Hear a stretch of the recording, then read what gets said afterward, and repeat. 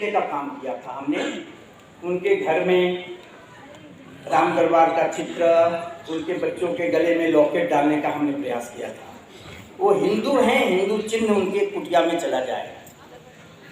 दूसरे चरण में गांव-गांव में सत्संग के माध्यम से हिंदू संस्कारों से संस्कारित होने का प्रयत्न करें। वो ये शुरू हुआ।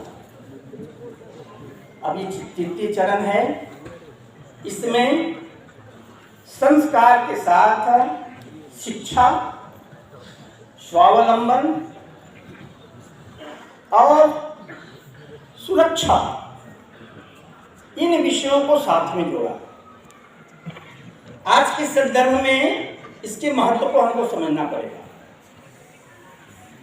बड़े आनंद का वातावरण है देश में।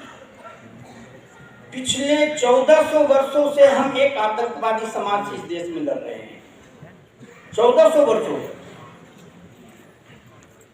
इसके इतिहास नहीं बता रहे हैं आपको, लेकिन ध्यान करो, इस 1400 वर्षों के इतिहास में ऐसे महापुरुष खड़े होते रहे।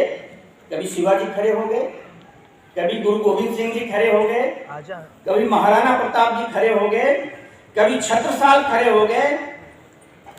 हम ऐसे आनंद मनाने लगे थे जैसे आज हम फिर से गफलत में पड़ने की स्थिति में पड़ गए।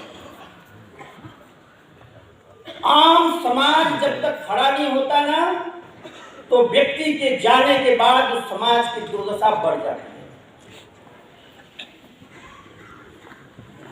आम समाज जब तक देशभक्ति का भाव लेकर, दायित्व बोध को लेकर भी खड़ा होता ना, तो नेतृत्व के कारण वही समस्याएं आती है।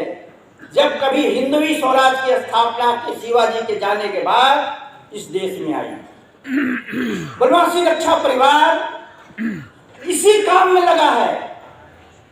आम समाज दायित्व को समझे, आनंद जरूर बनाए।